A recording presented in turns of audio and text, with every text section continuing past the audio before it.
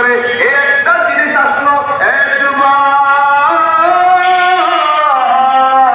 এটা তোর পরিচয় স্ত্রী না, এদিকে তাকাইতে পারবি না, তুমি একটু বুঝি নাই দেখে তুই দর্শন করো, আল্লাহ আরশ থেকে উঠবে, আল্লাহ আরশ থেকে উঠবে, জাহান্নামের আগুনে জ্বলতে হবে।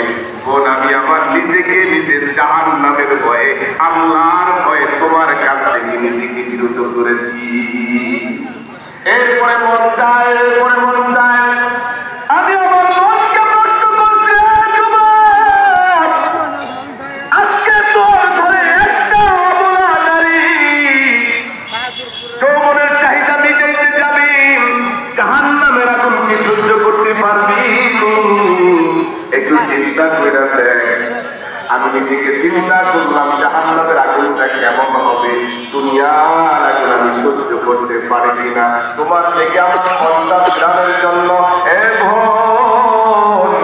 মোমটা চালাইয়া আমার আঙ্গুলটা যখন মোমের আগুনের ভিতরে দিতাম, আমার আঙ্গুলটা চলে যাইত, আমি সাথে সাথে আঙ্গুলটা ফিরাইয়া মালিককে ডাক দিয়া কইতাম, মালিক রে,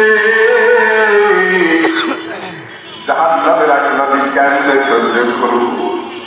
দুনিয়ার এই সামান্য আগুন তো সহ্য করতে পারছি না। ও রব্বে কারীম, এই মহিলা থেকে তুমি আমার মনটা ফিরাইয়া